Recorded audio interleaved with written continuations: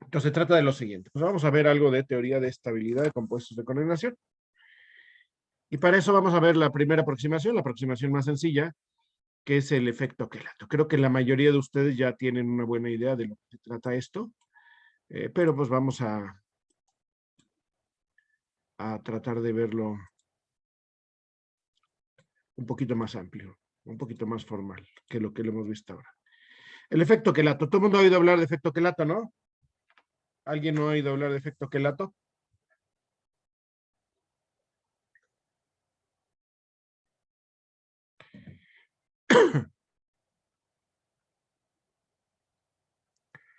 Entonces, el efecto quelato es un efecto de aumento de estabilidad cuando se forman anillos. Es decir, cuando tenemos ligantes bidentados. Fíjense bien en estos dos ejemplos que tenemos aquí. Si se fijan en el ejemplo de la izquierda, tenemos un metal con amoníacos. Ahora fíjense lo que tiene un amoníaco sustituido. Está unido directamente al metal con su par de electrones y tiene 3 hidrógenos unidos covalentemente. Si lo comparamos con el que tiene etilendiamina, la etilendiamina es el ligante en azul. En el lado izquierdo tenemos 6 amoníacos. En el lado derecho tenemos 3 etilenes de amina. O sea, hay 3 ligantes aquí y hay 6 ligantes aquí. Ese es el primer cambio. El segundo cambio, el nitrógeno está unido al metal. Entonces, una característica fundamental de esto es que el nitrógeno pues tiene una cierta densidad electrónica. Tiene un carácter donador N, ¿sí? Como ya vimos en orbitales moleculares. Y este nitrógeno, pues se parece mucho. Si vemos el ambiente electrónico del nitrógeno que se une al metal, pues no es tan diferente de este nitrógeno de amoníaco. Es decir, yo tengo 2 hidrógenos unidos a este nitrógeno. Hay 2 hidrógenos. Y el tercer hidrógeno es un CH2, ¿sí? Es un CH2. Esto de aquí, pues evidentemente ustedes ya saben que es un CH2. Entonces, lo que tengo aquí es un nitrógeno con 2 hidrógenos y un CH2. ¿A qué quiero llegar con todo esto?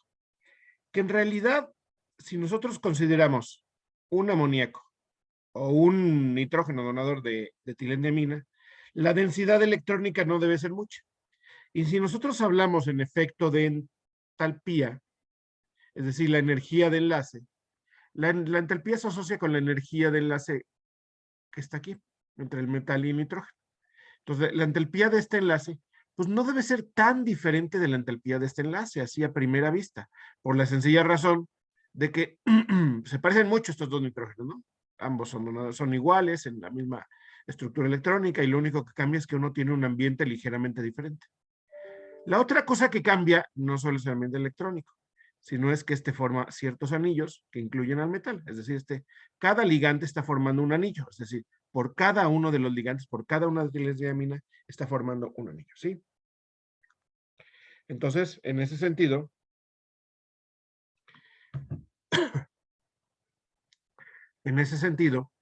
pues es diferente. Pero las entalpías no deben ser muy diferentes. Sin embargo, si yo me voy a la estabilidad sí es diferente. Obviamente la manera de medir estabilidad es la que ya todo el mundo conoce y domina perfectamente. Ya han llevado química general 2, ya han llevado analíticas, y cuando nosotros hablamos de constantes de equilibrio, pues hablamos de estabilidad, ¿sí? Y esa estabilidad, pues la podemos ver a través de la constante global o las parciales, ¿no? Y como nosotros sabemos en las reacciones de química de formación de compuestos de coordinación, si se hacen en disolución normalmente son reacciones de sustitución. ¿A qué me refiero con reacciones de sustitución? Tienen un níquel que si lo colocan en disolución acuosa para hacer la reacción tiene 6 aguas, si le agregan 2 amoníacos va a estar en equilibrio y lo que hace es que sustituye estos 2 amoníacos a 2 aguas y las desplaza, ¿sí? Y así sucesivamente podemos hacerlo de 1 en 1, de 2 en 2, de 3 en 3. Este cálculo que tengo aquí está hecho para de 3 en 3, de 2 en 2 moléculas de agua, y yo lo que tengo aquí que son sus constantes de estabilidad. Y yo veo que tengo constantes de estabilidad pues, más o menos respetables. Recuerden que este es el logaritmo de la constante de estabilidad. En realidad la constante de estabilidad es a 10 a la 5, 10 a la 2 o 10 a la 0.74, y la constante global es esta, 8.61. ¿Sí? Esto cuando tenemos el amoníaco. ¿Por qué lo hago de 2 en 2?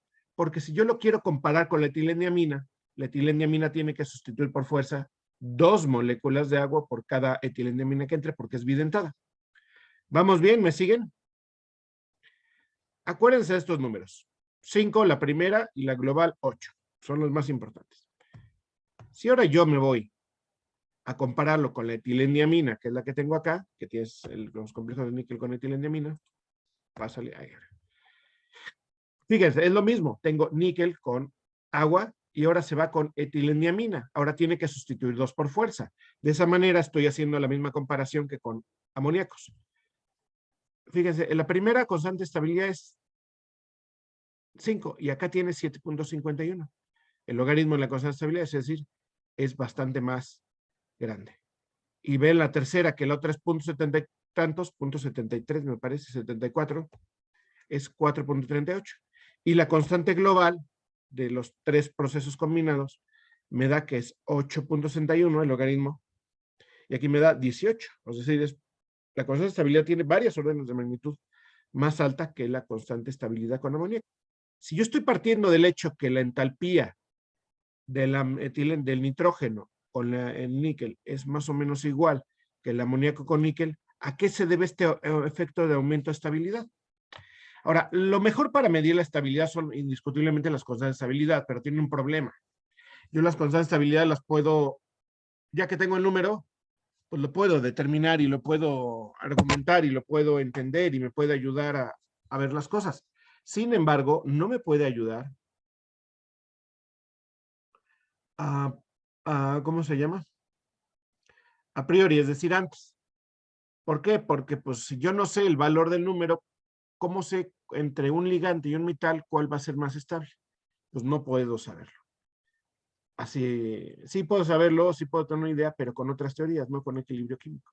Entonces, eso es lo que se trata el día de hoy, de ver por qué estos efectos. Este efecto se llama efecto quelato, porque cuando yo hago un quelato, es decir, la unión de al menos 2 dientes por un solo ligante, al menos 2 dientes por un solo ligante, aquí tenemos este nitrógeno, este amoníaco, este nitrógeno que se van a formar, pues un quelato, es decir, yo voy a tener la formación de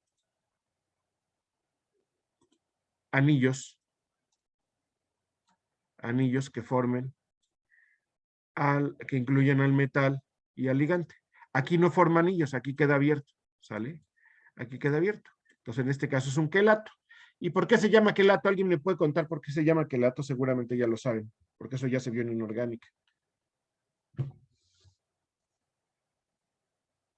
¿Es de cangrejo? Del cangrejo.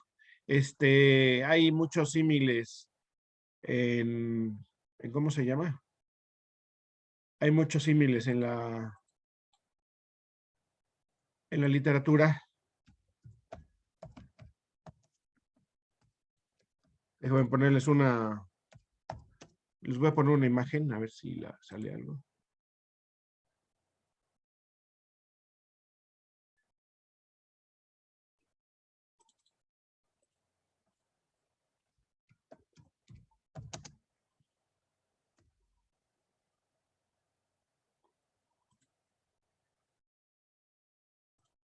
Están viendo ¿verdad?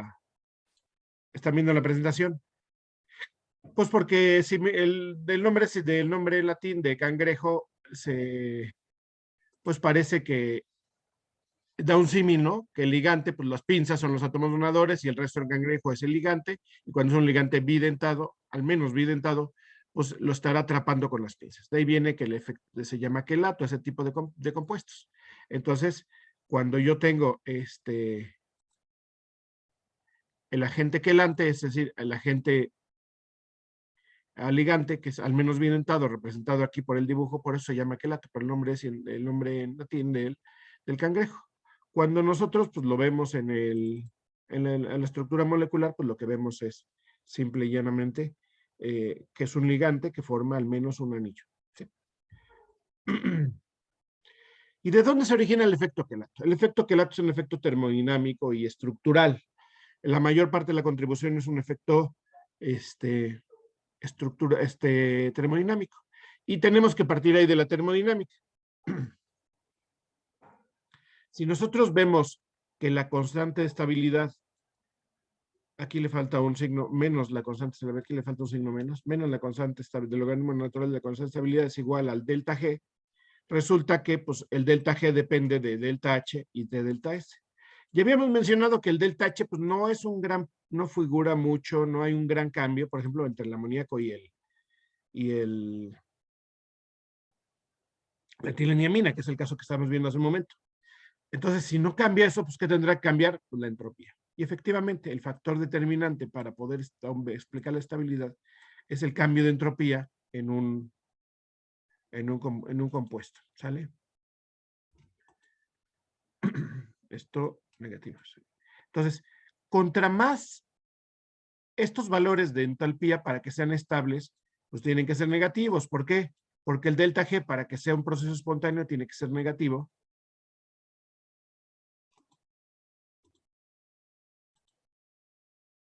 Tiene que ser negativo el delta G, ¿sí?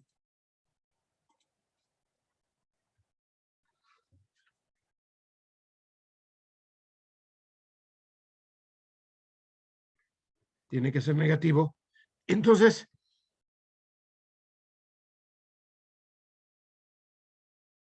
si nosotros tenemos a la entropía como positiva, aquí también está, vamos a ponerla, es que había puesto una convención que no era formal, entonces vamos a tachar esta y vamos a poner aquí el signo negativo. Entonces delta H menos T delta S, en realidad es delta H menos T delta S. ¿Sale? Entonces cuando aumentamos el valor de la entropía, esto se hace más negativo y por lo tanto se hace más negativo el delta G.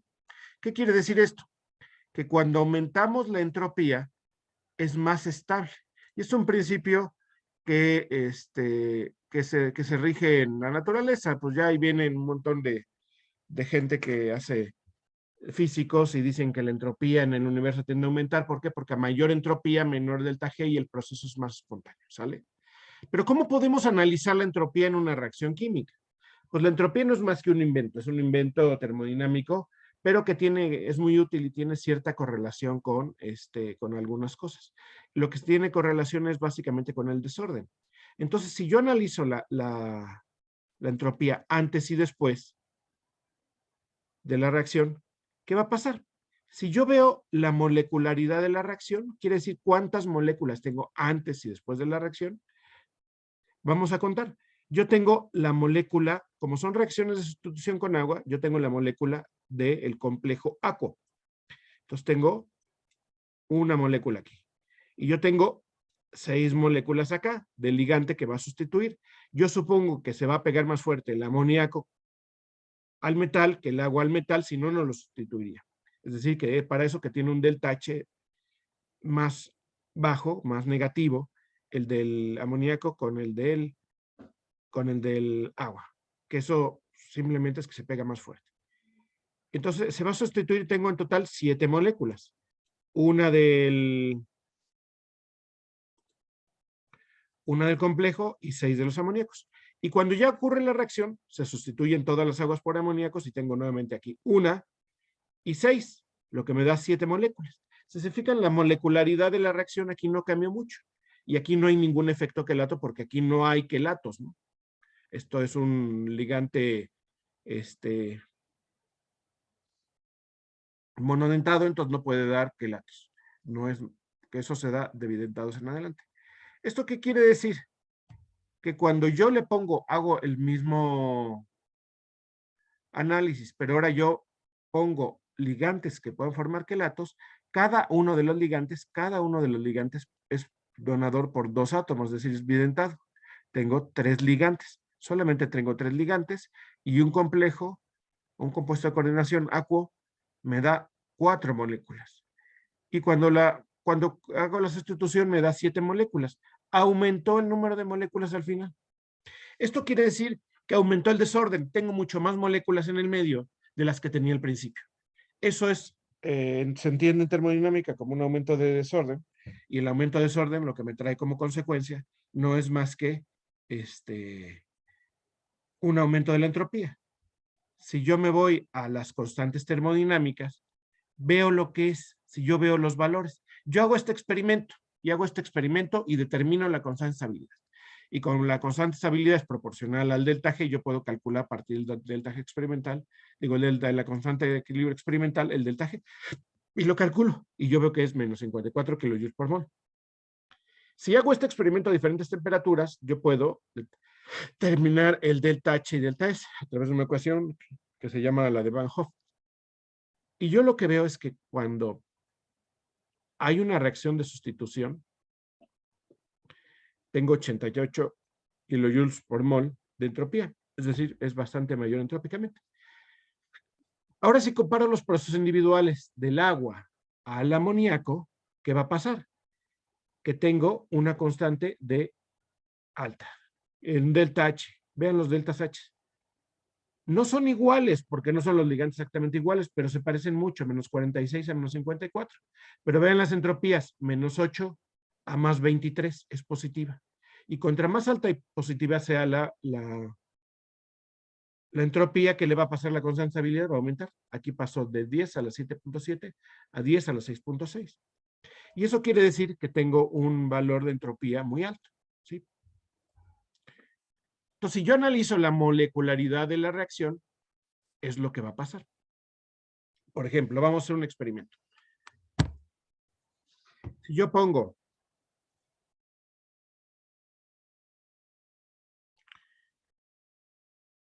vamos a seguir con níquel, níquel 2 más. ¿Lo están viendo la pizarra?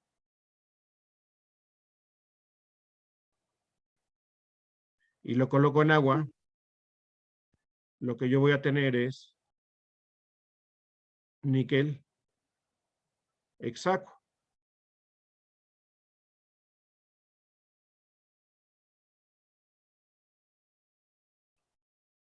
Ahora, este níquel hexaco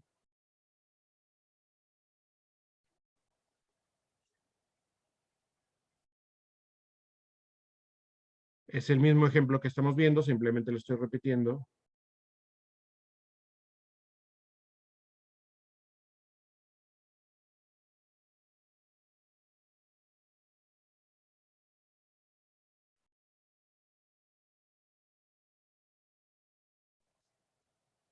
Me da el níquel con amoníacos. Níquel, perdón.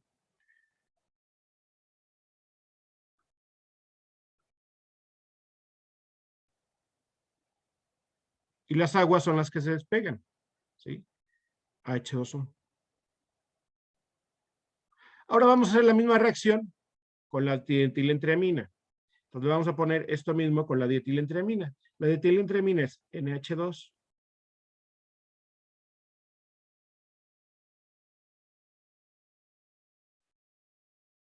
NH.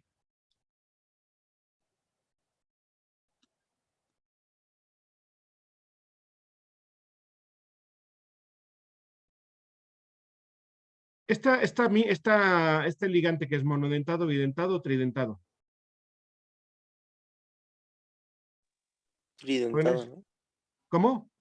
Tridentado. Tridentado. Entonces sí, vamos a tener, perdón, aquí me faltó el número de coordinación. 6, perdón, se me cayó. Entonces vamos a tener níquel, y esto es la DET, dietilentreamina.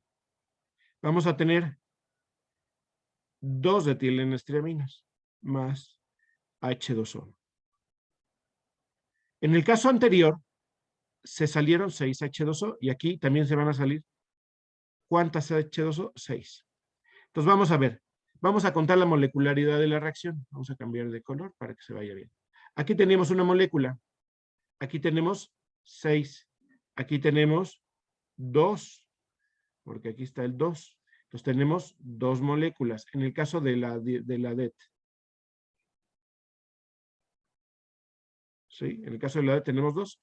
Y después de la reacción que tenemos 1 y 6, en total tenemos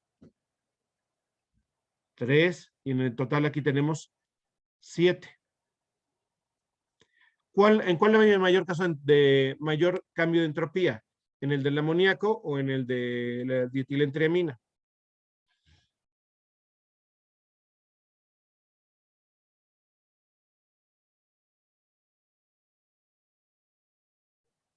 Nosotros consideramos que el delta G tiene que ser negativo, es igual a delta H menos T delta S. Si hay un mayor cambio de entropía, esto hace que el delta G sea más negativo y por lo tanto mayor.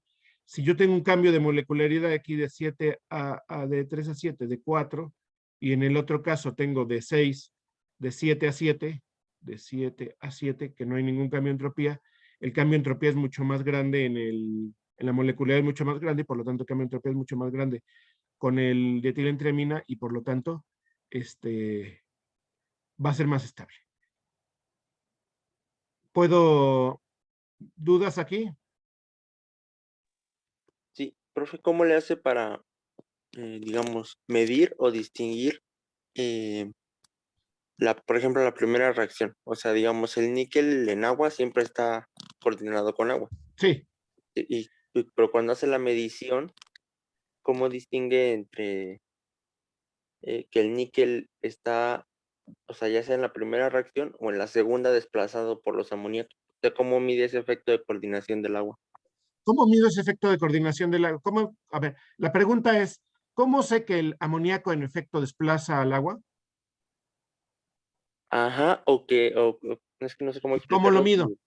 ¿Y cómo me doy cuenta? Sí, sí, o sea, porque digamos, está estudiando o está haciendo el experimento del níquel que, digamos, siempre está hidratado, le pone los amoníacos y los desplaza. Pero ¿cómo mediría la reacción de arriba si, digamos, el disolvente, que es el agua, siempre está coordinada? O sea, no sé si me explico. Porque o sea, experimentalmente se mide muy fácil. Se mide midiendo una propiedad. El compuesto de níquel con aguas es verde. Entonces yo lo meto en un espectrofotómetro y veo su espectro. Y su espectro va a ser así. ¿Sí? El primero. Vamos a poner, este va a ser así. El segundo, este, de aquí, el verde, el espectro cambia de color y se desplaza un poco. Entonces el espectro va a ser así, por decir algo. ¿Sí? Y el tercero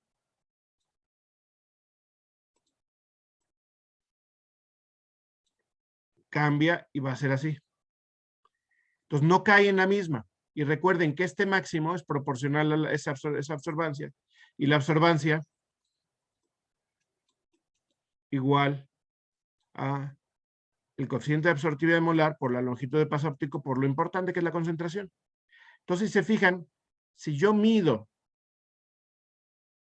la concentración, si yo mido a cierta longitud de onda, pues ¿qué le va a pasar?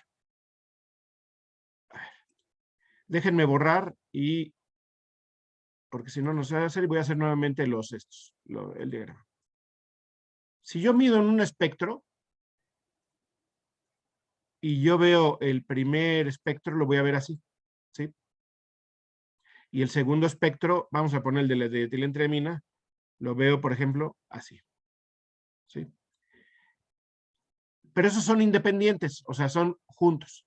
Si yo veo el espectro, si yo tengo una disolución y yo le agrego de níquel con aguas, y le voy a poner así, y luego si le pongo el otro ligante, ¿qué va a pasar?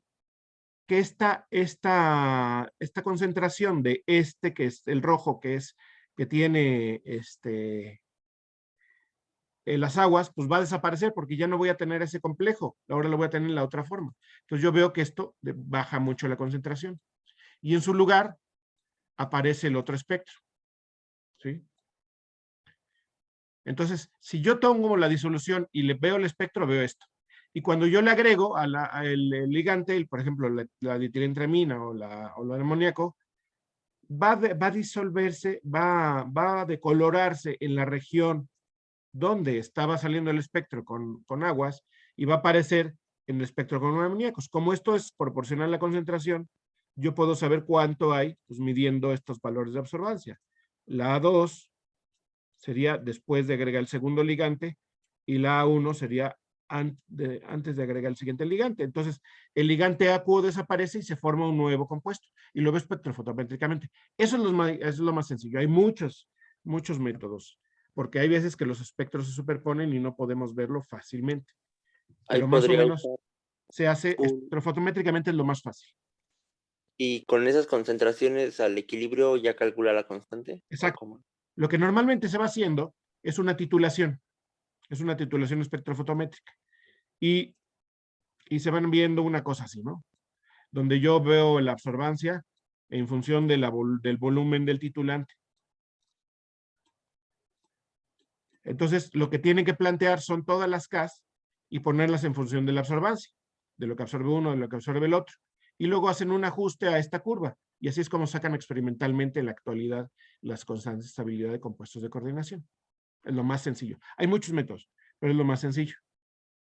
Hay quien usa pH, porque pues también puede estar involucrado en los equilibrios ácido-base, pero es todo un área el determinar constante de estabilidad de compuestos de coordinación en disolución acuosa. Pero así a grosso modo es lo más sencillo y lo más fácil. Ver una propiedad que cambie, que sea diferente de un complejo y sea diferente del otro complejo en la disolución, ¿sí? Entonces, pero tienes que plantear todos los equilibrios, sacar una ecuación y ajustar este modelo. A grosso modo, pues yo podría darme una idea, pues viendo dos puntos, el punto de los máximos y los máximos no coinciden mucho. Si coinciden, no es un buen método de detección. Yo tengo que sacar el método de detección. Por ejemplo, hay métodos de detección electroquímicos, hay métodos de potenciométricos, hay métodos de detección calorimétricos, porque el delta H de la reacción cambia. Entonces yo veo los cambios del calor de la reacción. Hay muchos métodos para determinar constantes de equilibrio. Y eso depende mucho de las propiedades que estemos midiendo. Si las propiedades espectroscópicas del complejo antes y después se parecen mucho y no hay, entonces eso hace que se vean. Déjenme compartirles algo.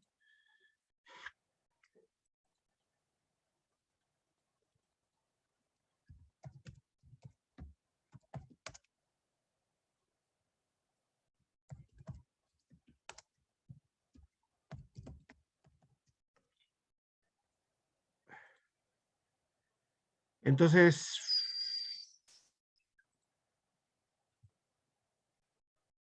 fíjense, los complejos de níquel. En esta foto que tenemos aquí, pueden pasar azules, morados, amarillos o verdes. Entonces el espectro cambia mucho, entonces yo puedo verlo a través del espectro. Es una propiedad. Gracias a que los espectros de los colores de los espectros de los compuestos de coordinación caen en la región visible, pues ya lo que ya estuvimos viendo toda la parte de espectroscopía, cambia mucho. Ahora, tengo que tener disoluciones más o menos concentradas porque como ya vimos en la parte de espectroscopía, los coeficientes de absortividad molar son muy pequeños, sobre todo son octaédricos y cuadrados. Entonces tiene que tener disoluciones más o menos concentradas, pero las podemos medir espectrofotométricamente. Si yo cambio el metal, también cambian mucho los colores, ¿no? Por ejemplo, el cromo con aguas es así y el cromo con amoníacos es así, ¿sí? Así morado, y entonces los espectros no se superponen, entonces yo puedo determinar, cuantificarlos experimentalmente en, ¿cómo se llama? Con un espectrofotómetro. La ventaja de un espectrofotómetro es que es un equipo relativamente barato, ¿sí? Yo, por ejemplo, en mi laboratorio tengo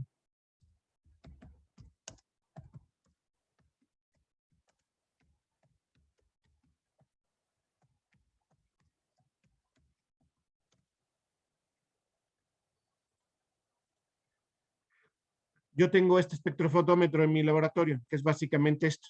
Es un USB conectado a una computadora y luego hay una celda. Aquí está un poco sofisticada esta celda, pero no es tan sofisticada. Normalmente déjenme ver si hay otra más. Aquí está más. El espectrofotómetro va conectado a una computadora, aquí lo ven. Luego sale una fibra óptica, pasa una celda y una fuente de luz. La fuente de luz manda la luz aquí y yo la mido con el espectrofotómetro. Esto es el espectrofotómetro. Y esto pues es relativamente barato, ¿no? O sea, un equipo para ver espectrofotometría de este estilo, pues vale el espectrofotómetro ese como $2,500. La fuente de luz unos 2,000 y esto 1,000 con las entonces con $5,000, $6,000 tenemos todo un espectrofotómetro que es bueno. Si nosotros vemos un equipo de resonancia magnética nuclear, pues vale miles y miles de dólares. Si vemos un equipo para hacer para hacer análisis térmicos, es decir, un titulador calorimétrico.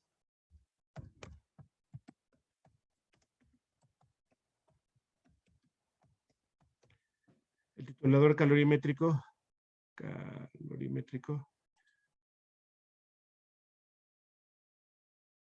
son este tipo de cosas. No, este no es, perdón. Ay, no me sale, es que en español no sale. Valen $30,000, $40,000. Entonces, pues sí, es mucho más barato. Lo que normalmente hacemos es escoger la técnica que más accesible sea. ¿Sí? ¿Más o menos contesté tu pregunta o había alguna otra duda? Sí, sí, profesor. Por ejemplo, es que también alguna vez vi que cuando es un metal que se coordina con agua, podría utilizarse un disolvente diferente para Claro, medir. sí, porque entonces desplazas el agua o... Sí, depende un poco, tienes que plantear el equilibrio y eso se hace como se hace en analítica. Hay veces que tenemos que utilizar otros disolventes y a lo mejor el producto es un sólido, entonces tú lo que ves es la desaparición del producto, ¿no? Porque se forma un sólido. Entonces, depende mucho lo que puedes tú plantear. La idea es ingeniárselas de tal manera que tú puedas detectar una especie con alguna técnica. Por ejemplo, si es una técnica espectrofotométrica, que cambie el color. O que precipite y al precipitar cambie la absorbancia, porque ya no está en disolución, entonces ya no absorbe en disolución. Entonces hay muchas formas, hay muchas formas. Hay libros enteros para ver este tipo de cosas. Pero ya son técnicas que dependen mucho del ligante, mucho del compuesto, de que depende. La mayoría son espectrofotométricas, la gran mayoría. Y son muy cómodas de hacer. Bueno. Entonces el efecto quelato, pues viene de aquí, ¿no? Que muchos ligantes son flexibles y al ser flexibles se pueden pegar al metal fácilmente. Entonces cuando llega el primer metal y entra aquí, la libre rotación en las cadenas hace que el segundo pueda rotar. Eso es una capacidad cinética. Si nosotros vemos, a ver, a lo mejor aquí les tengo que hacer teatro. Entonces, si me pudieran ver a mí en la pantalla, si me pueden ver en la pantalla, hagan de cuenta que mi puño es un metal y el otro puño es un ligante. Entonces, cuando viene el metal y el ligante, se pegan, ¿sí? Entonces ya entró el primer ligante. Ahora, para que todo esto se entre un segundo ligante, todo esto que está junto, todo el metal con un solo amoníaco, tiene que viajar en la disolución hasta encontrar otro que se le pegue, ¿sí? Y ya tener dos. En cambio, con un ligante evidentado, entra el primero e inmediatamente está el segundo diente que se pega. Entonces, se pega muy fácilmente. Entonces, la cinética de las reacciones de quelatación son mucho más rápidas que las cinéticas con ligantes monodentados. Otra cuestión es la rigidez estructural. Si ustedes se fijan en este ejemplo, pues esto es más rígido. Entonces es como si ustedes ponen los puños así, cada puño representa un ligante y mi pecho representa el metal. Entonces tiene más libre movimiento, ¿no? En cambio, si está formando un anillo, es más rígido, ¿sí? Entonces, la rigidez estructural del efecto quelato también tiene una contribución entrópica. Y la otra es una estabilidad cinética. Entonces, podemos hablar de dos tipos de estabilidad, la estabilidad termodinámica y la estabilidad cinética, ¿sí? En ese sentido, podemos tener muchos ligantes bidentados y todos los efectos entrópicos, mientras sea bidentado, van a ser muy similares. Lo que cambia con el efecto entrópico son el número de dientes. Una cosa importante para el efecto quelato es que si yo tengo un metal que se va a coordinar aquí, los ángulos de enlace deben de ser más o menos normales, ¿sí? Si están muy tensionados, por ejemplo, aquí los ángulos son muy cerrados comparados con estos ángulos, ¿sí? Aquí el ángulo, pues es no 70 y tantos grados, en este ya es 60 grados.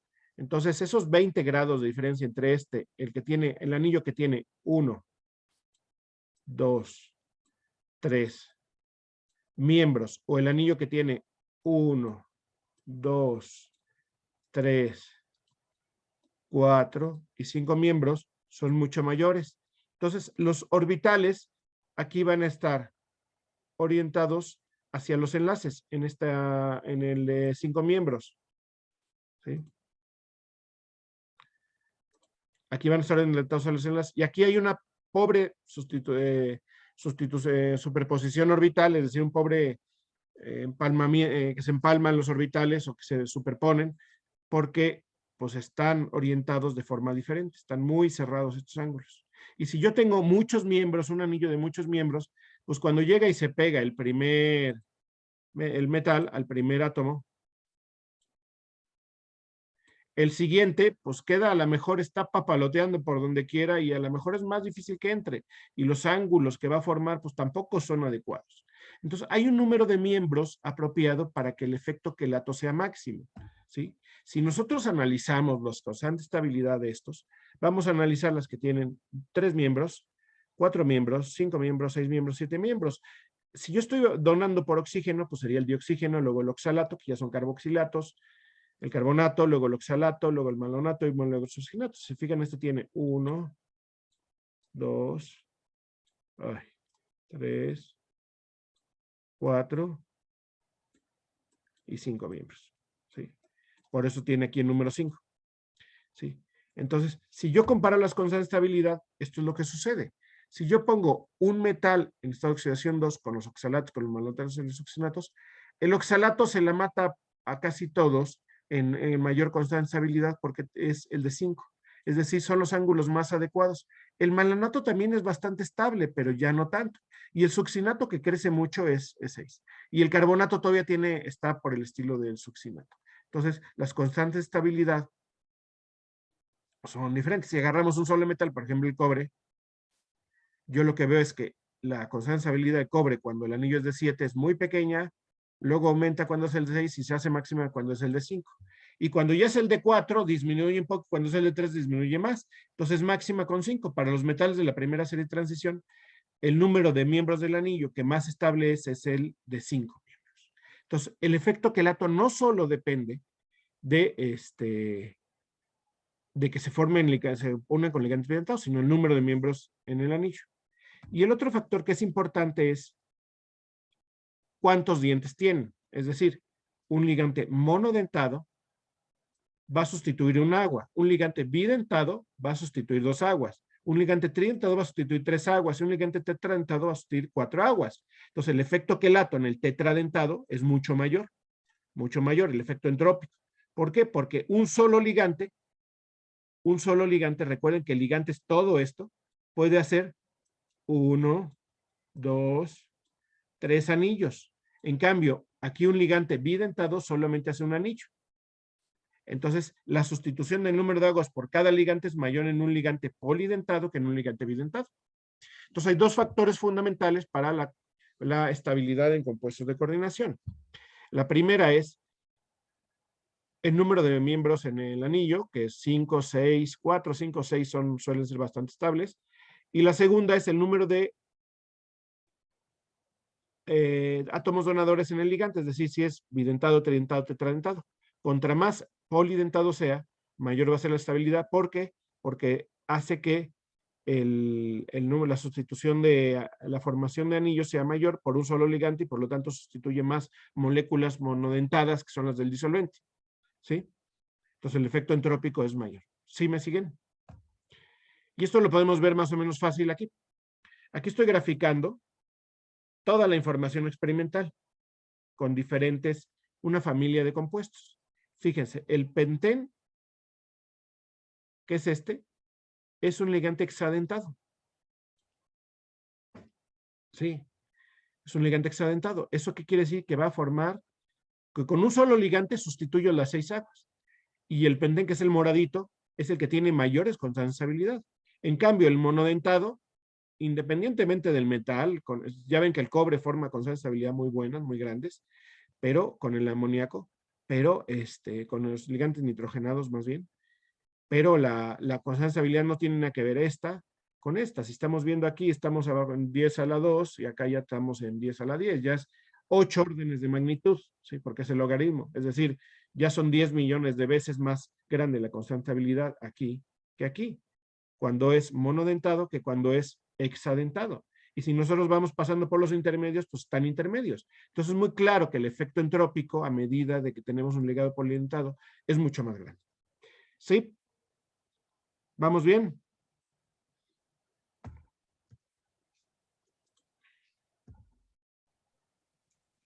Aquí Sí, están los profe. valores de los ángulos, ¿sale? Entonces, la teoría de efecto Quelato, pues es una teoría, básicamente una descripción termodinámica de efecto entrópico y de rigidez, ¿no? Del ligante y los ángulos apropiados. Vamos a hacer, en la próxima clase nos vamos a dedicar a resolver un montón de problemas de efecto Quelato, ¿sí? Esta es la teoría pura y dura y vamos a ir reafirmando un poco la teoría de efecto Quelato para poder diseñar nuestros propios ligantes con las características que nosotros necesitemos, ¿sale? Bueno, ¿vamos bien? Sí, profesor.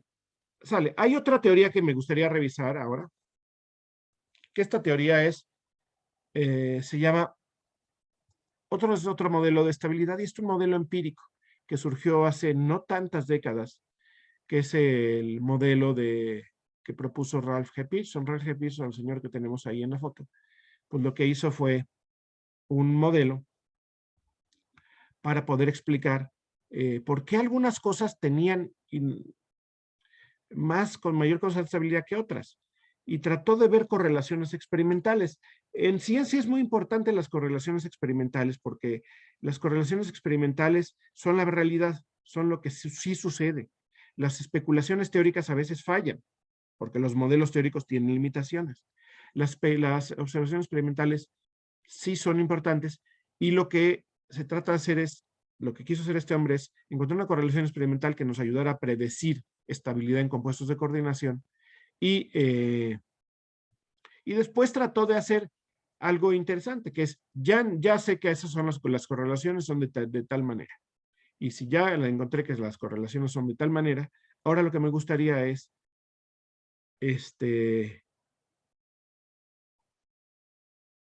entenderlas como son, y para eso se asocia a un teórico. ¿Sí? Entonces, ¿qué es lo que hace? Entonces, él hace una cosa que se llama principio de dureza y blandura. Y dice que va a clasificar a los ácidos de Lewis y a las bases de Lewis como duras o como blandas. Y él parte de estas dos reacciones. Lo primero que estudió fue estas dos reacciones. Y encuentra que si yo pongo el hierro con halogenuros, la mayor constabilización del hierro 3 con halogenuros es con hierro 3, digo con fluoruros. Y aquí todos son monodentados, aquí no hay efecto quelato, ¿sale? En cambio, cuando pone el mercurio 2 con fluoruros, las constantes son muy bajas y aumentan conforme son los ioduros. Entonces hay una tendencia opuesta. Los ioduros es bajo con el hierro 3, pero es máximo con el mercurio 2 y viceversa, ¿sale? Para formar los compuestos de coordinación de fluoruro y de yoduro. ¿Cómo lo explica esto? Entonces lo que ve es que aquí están las cosas de estabilidad. Cuando yo pongo hierro 3 con yoduro, ni siquiera puedo medir la constabilidad. En cambio, con el mercurio tiene unos valores gigantescos de constabilidad. En cambio, con el fluoruro las tiene bajísimos. ¿Sí? Y es opuesta a esta. Entonces él clasifica a los iones como duros y blandos y a los ligantes como duros y blandos. ¿Qué es un duro y qué es un blando? Y es una clasificación empírica. Aquí está la clasificación empírica. Y lo que nos dice Pearson es, hay ciertos ligantes, bases de Lewis blandos, que se van a asociar con ácidos duros. Y él propone un principio. Lo duro se va a preferir asociar con lo duro y lo blando con lo blando. Y este principio tiene una correlación en la vida cotidiana, cada oveja con su pareja. Si yo le pregunto a ustedes, a ver, ¿cómo te gustaría una persona para que sea una pareja tuya, no? Pues normalmente tiene que tener algo que le guste y tiene que tener los mismos gustos. Entonces, si a uno le gusta la música clásica y el otro le gusta el reggaetón y el que le gusta el reggaetón odia la música clásica y viceversa, pues cuando se trata de música no van a poder compartir nada. Si a uno le gusta el sushi y el otro lo odia, pues nunca van a poder ir a comer a un restaurante de sushi. Entonces, los que se parecen se van a unir más fuertemente. No quiere decir que no pueda encontrar una pareja que le guste el reggaetón y otro la música clásica, que no puede haber, pero su vínculo va a ser más débil, ¿sí? Entonces, lo que nos dice Pearson, si yo clasifico como duro a un ligante, se va a asociar preferentemente a un centro metálico duro y a un blando con un blando. Entonces encuentra que los blandos normalmente son, déjenme, aquí tengo esta más completa. Los duros son cationes pequeños con una carga más o menos alta. Por ejemplo, vamos a tomar en cuenta el hierro 3. El hierro 3 es duro, ¿sí? Y se va, cuando cambia esta oxidación a 2, pues se va ablandando. Y esto tiene que ver un poco, Pearson trató de correlacionar muchas propiedades para saber una propiedad medida con números y nunca le correlacionó ninguna suficientemente bien. Por eso las gráficas de correlación de propiedad frente a reactividad química con sensibilidad de Pearson nunca se publicaron, porque no una correlación bien. Sin embargo, hay una que correlaciona razonablemente bien, que es la polarizabilidad. ¿Alguien sabe qué es polarizabilidad? ¿De que nos los puede explicar?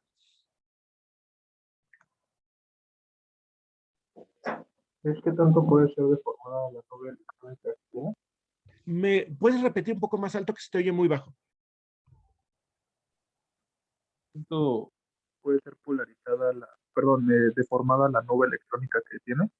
Exacto, es qué tan la capacidad para deformar la nube electrónica. Si yo tengo un ion o una especie que tiene una polarizabilidad muy baja, ¿qué quiere decir?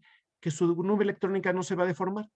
En los cationes es muy fácil de ver, ¿no? Un catión muy cargado y muy chiquito, su nube electrónica está muy fija cerca del núcleo y va a ser muy difícilmente deformable. Entonces, los cationes muy duros, como son el titanio, el circonio 4 o el hierro 3, cobalto 3, manganeso 7, etcétera, van a ser muy poco deformables su nube electrónica y por lo tanto van a ser muy duros. En cambio, cuando yo le subo esta oxidación va a empezar a ser blandos y los de tercera serie de transición, segunda y tercera serie de transición ya empiezan a ser metales blandos. Entonces todos los metales blandos como el cobre 1, mercurio 1, oro 1, cadmio 2, mercurio 1, son metales muy blandos, ¿sale? ¿Y cuáles son las bases? Las bases duras son las que tienen normalmente átomos donadores, nitrógeno, oxígeno, flúor. Si se fijan, los fosfatos, nitratos y percloratos que están puestos aquí, que estoy señalando, pues son ligantes, son oxoaniones y todos los oxoaniones donan por oxígeno. Entonces, al final de cuentas es el oxígeno. Entonces, el oxígeno es duro. Luego tengo cosas intermedias y luego tengo cosas blandas. Las blandas son los donadores por carbono, los donadores por azufre, por fósforo. Si yo grafico, si yo veo una perfil de tabla periódica, esto, aunque no lo crean, es un perfil de tabla periódica.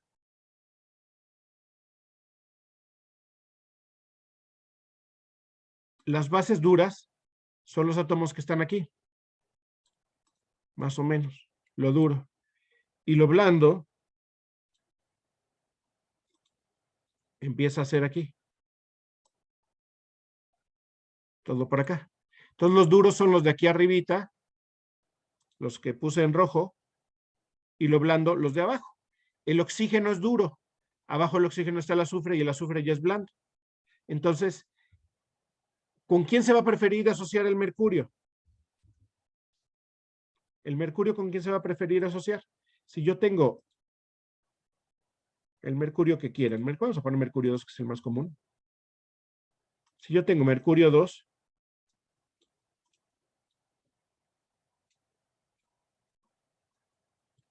¿Con quién se va a preferir asociar?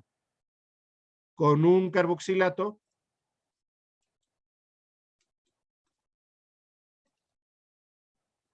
¿O con un tiolato?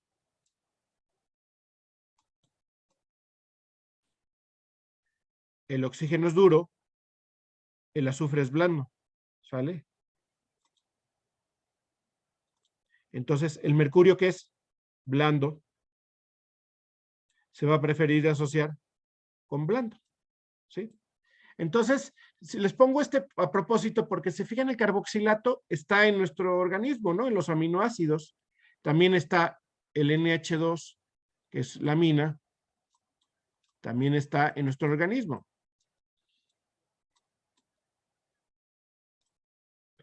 Entonces, pues, nosotros podemos tener aminoácidos, pero los aminoácidos pueden llegar a tener grupos como la cisteína, que son donadores por azufre. Entonces, normalmente todos los metales que se encuentran en el microorganismo son duros o intermedios, ¿sí? Y las reacciones que ocurren entre los metales en el organismo y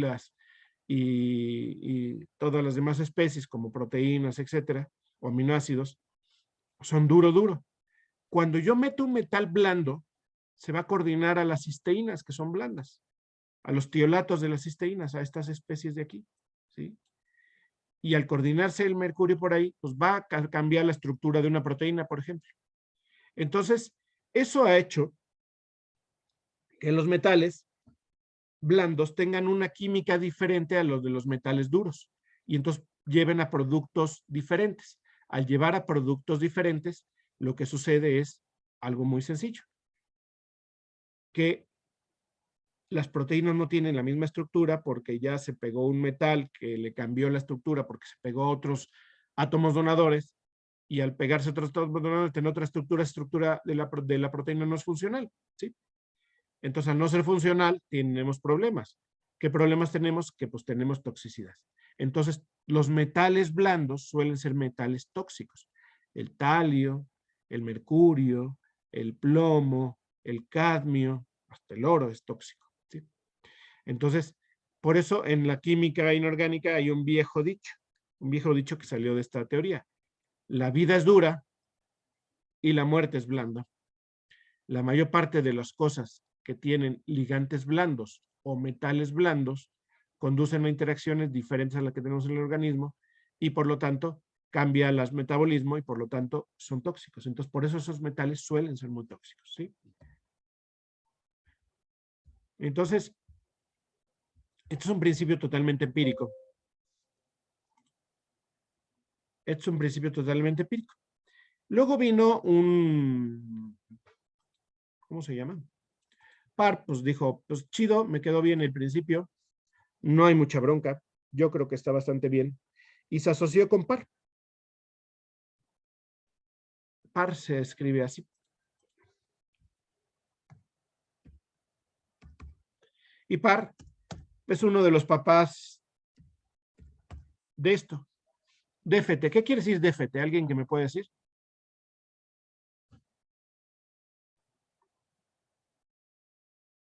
¿Alguien que haya oído hablar de eso?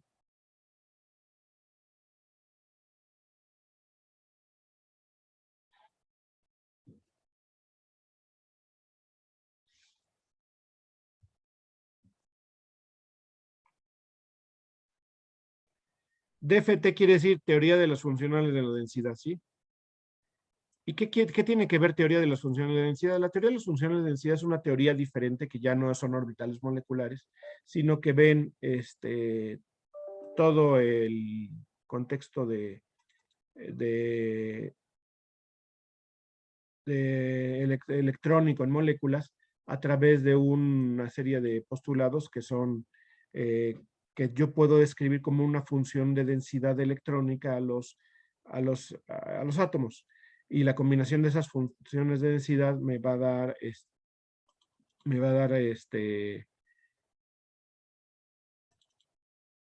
una ¿cómo se llama? Una explicación mucho más clara de los compuestos, sobre todo con metales pesados. ¿Por qué? Porque los metales pesados tienen muchos electrones de valencia. Y las teorías tradicionales, como las ab inicio, caen por propia tierra, ¿sí? O sea, no funcionan bien. ¿Qué significa esto? Que si yo trato de explicar la teoría con teoría de orbitales moleculares, para poder hacer el cálculo real, tengo que hacer una cosa que se llama cálculos ab inicio. Los cálculos ab inicio, normalmente yo tengo que resolver numéricamente una serie de integrales, y las integrales tienen que ser, pues, es como así. El número de integrales que tengo que resolver es como x a la n, donde n es el número de orbitales involucrados, o de electrones de valencia involucrados.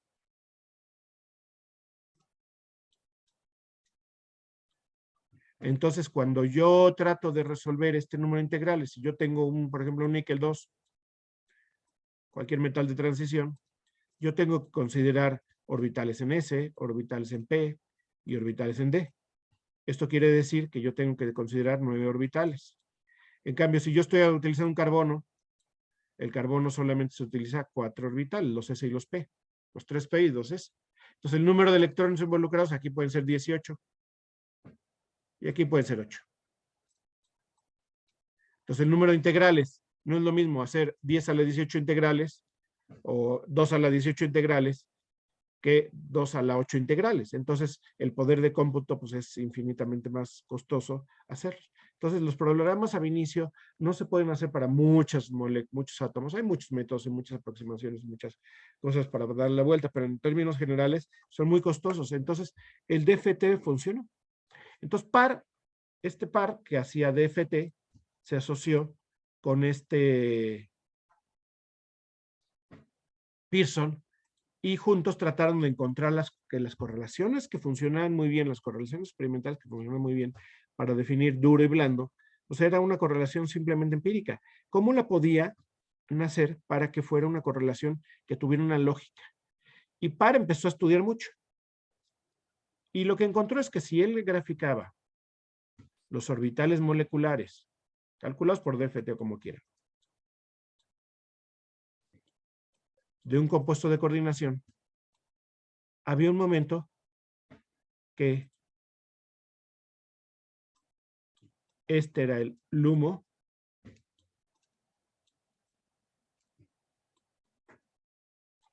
y este era el HOMO.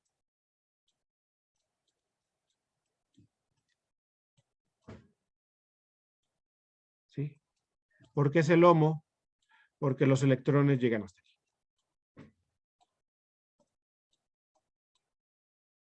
¿Sí?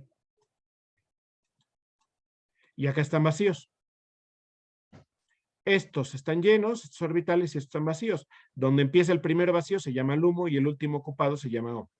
Entonces encontró que la dureza la podía definir él y la puso así como la griega.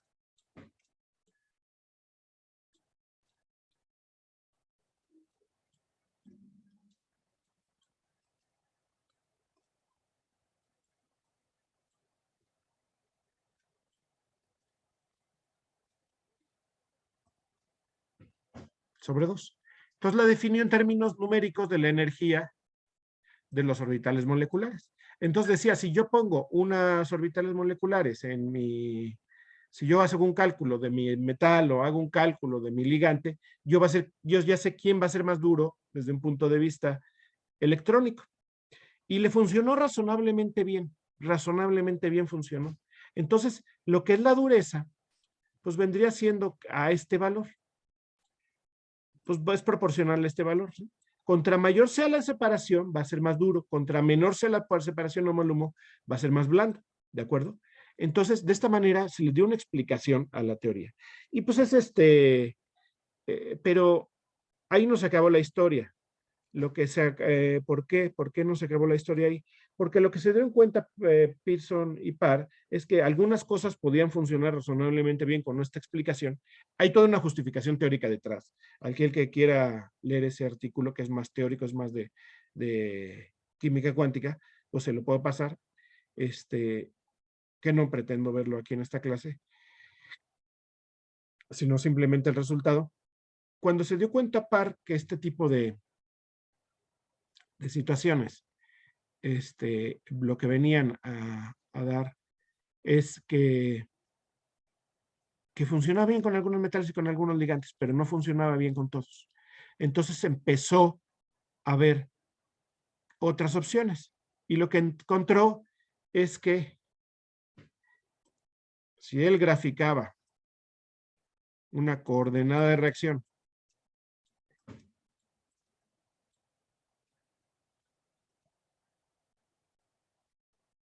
frente a la dureza, es decir, está el metal o está el metal solvatado. Luego llega el ligante y lo va a sustituir y tratar de plantear todo el mecanismo. Encontró que iba cambiando la dureza de determinada manera o la blandura también cambiaba de determinada manera. ¿Sí? Entonces él determinó que en realidad para que ocurriera la reacción tenía que haber en unos casos caminos de máxima dureza y en algunos caminos de máxima blandura, lo cual ya no fue práctico, lo cual ya no tuvo éxito. ¿Por qué no tuvo éxito? Porque primero tenemos que plantear un mecanismo de reacción y el mecanismo de reacción no necesariamente es el trivial y el fácil. Segundo, no podemos determinar fácilmente cuál es el cálculo de cada uno de esos estados de transición o esos mecanismos de reacción. Entonces, al determinar la dureza, pues se vuelve impráctico, ¿no? Entonces, lo que hace actualmente la gente es seguir el principio de dureza y blandura de Pearson sin necesidad de que hacer los cálculos Omo y Lumo porque se volvieron muy engorrosos, muy difíciles, sobre todo si tenemos que hacer la mejor aproximación, que es el máximo camino de dureza, pues ya poder especular acerca de un mecanismo de reacción se vuelve mucho más complicado y mucho más incierto, aunque tiene una razón. Entonces, lo que nos está diciendo es que detrás de ese principio empírico, pues es complicada la situación. No es fácil de ver la reactividad química. ¿Sí? Bueno. ¿Dudas hasta aquí?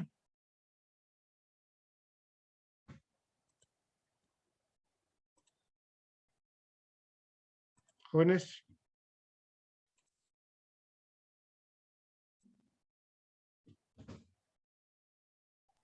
No, profe, todo bien. Todo bien. Sale. Déjenme ver un detalle. Vamos a ver.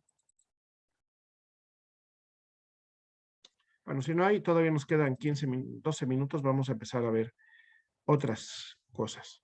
Estabilidad 2. Hay una situación. Déjenme. Vamos a tratar de analizar una situación interesante. Vamos a borrar esto. ¿Se acuerdan cómo era la fórmula de los compuestos de Werner?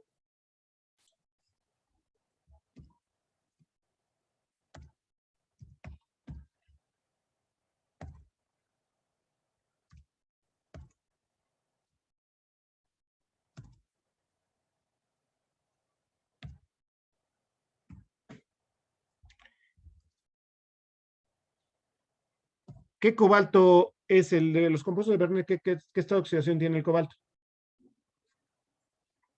3 más. 3 más, ¿verdad? ¿Y ustedes prepararon compuestos de Werner en el laboratorio? Bueno, en el laboratorio que fuera virtual.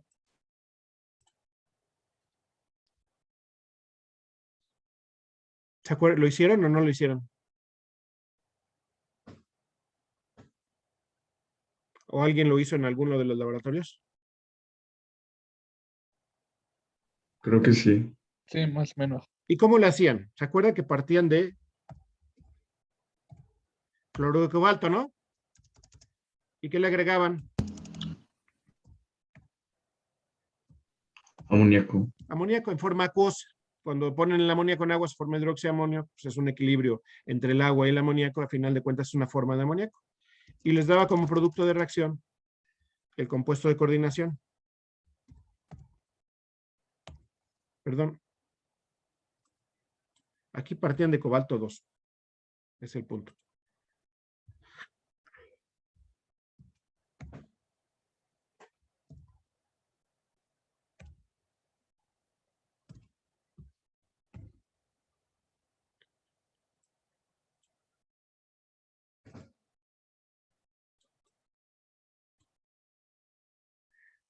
obtenían el compuesto de coordinación deseado, que era este. Pero este no es el de Werner. ¿Cuál es la diferencia?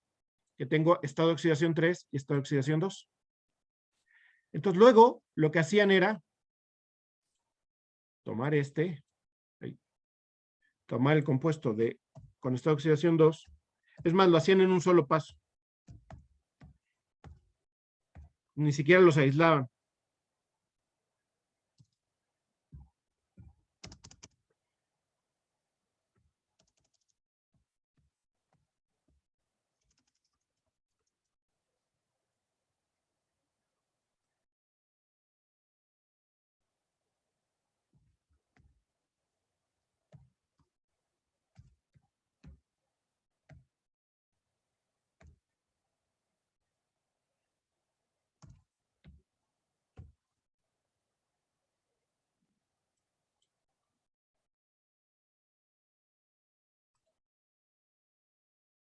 ¿Sí? Luego le echaban agua oxigenada, ¿le suena? El agua oxigenada le echaban para pasar de cobalto 2 más a cobalto 3 más. Y la pregunta del millón es ¿por qué? ¿Por qué no partir de la sal de cloruro de cobalto 3? ¿No sería más fácil que después tener que hacer una reacción con peróxido de hidrógeno? Partir de en lugar de partir de la sal de cobalto 2. ¿Por qué no se hace así? ¿Por qué en el laboratorio no lo hicieron así? ¿Qué explicación les dio su maestro?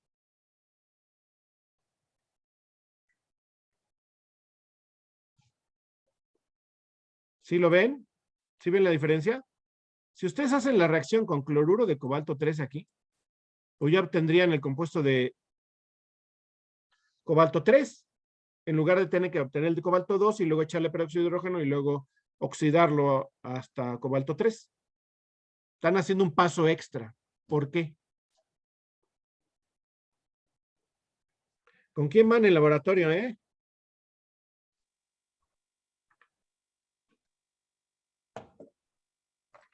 Hola, buenos días. Por la Jóvenes. cinética de la reacción, tal vez. Por la cinética, ¿sí? ¿Qué hay con la cinética? O sea, sería muy lenta la reacción de arriba. La reacción de arriba sería muy lenta. No, la reacción de abajo o sea, la reacción con cobalto, con Sí, sí, la cobalto de abajo, perdón. es muy lenta, ¿sí? Por eso, porque las reacciones de sustitución con iones como cobalto 3,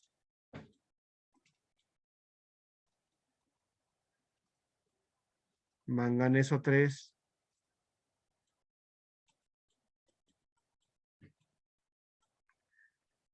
hierro 3,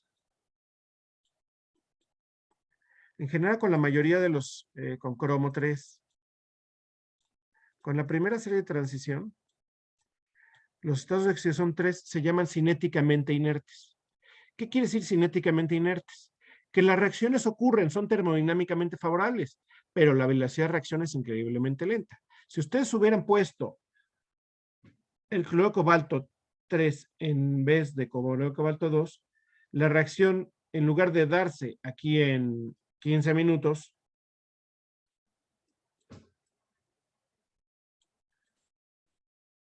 si se hubieran usado el cloruro de cobalto 3, se hubiera dado en, no sé, no me sé el dato exacto, pero vamos a poner un número, 5 meses.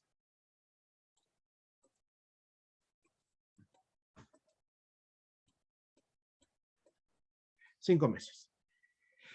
El cloruro de cobalto 3 es cinéticamente inerte. Los estados de oxidación 3 son cinéticamente inertes en muchos metales de la primera transición. Y esto es un fenómeno que se ha observado muchas veces. Por eso, cuando nosotros queremos hacerlo, lo hacemos con cloruro de cobalto 2, es muy rápido, y cuando nosotros queremos obtener el que tiene compuestos de coordinación número 3, lo tenemos que oxidar. La reacción redox, a pesar de que las reacciones redox no suelen ser reacciones muy rápidas, suelen ser más rápidas que las reacciones de que las reacciones de sustitución con ligantes de cobalto 3. Esto da como consecuencia esto tiene muchas consecuencias, ¿como cuáles?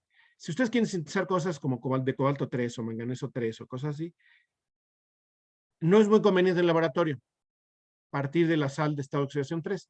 lo más común es partir el estado de oxidación 2 o un estado de oxidación diferente y cambiar el estado de oxidación, ¿no? Por ejemplo, parten en permanganato y lo reducen, o parten del estado de oxidación 2 y lo oxidan, como es el caso del experimento que se hace en el laboratorio, ¿sí?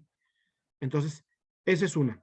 Dos, si ustedes quieren obtener un producto bastante estable, aunque no sea muy termodinámicamente muy estable, sino cinéticamente que sea estable en general, pues los de 3 son buenos. Es decir, si quieren utilizar un pigmento de cobalto, un pigmento de níquel, bueno, el níquel no, el níquel 3 es más raro, pero un pigmento de hierro, un pigmento de manganeso, un pigmento de cromo 3. Úsenlo de 3, no lo usen de 2, aunque tenga un color bonito. ¿Por qué? Porque el 2 es muy lábil, es muy reactivo. Entonces se va a decolorar rápidamente porque se puede oxidar o puede intercambiar ligantes o puede ser y les va a cambiar el color. Entonces lo que no quieren es cambiar el color. Entonces lo que muchas veces se hace es tener pigmentos que se ha utilizado para cerámicos, para la industria automotriz, para la industria de pinturas, para muchas cosas se han utilizado pigmentos de metales de transición. Y estos pigmentos suelen ser de metales de asociación 3 porque son cinéticamente inertes, etcétera, ¿no? Así, aquí las limitantes pues están a la imaginación de cada uno. Esas dos son las más evidentes así a primeras luces. Tener, si quieren sintetizarlo, que no sea con 2, con 3, sino que sea con otro estado de oxidación. Y si son, estados de oxidación 3, pues van a ser estables y eso puede ser bueno, dependiendo de las consecuencias, dependiendo de lo que quieran ver, ¿sale? Ahí no es.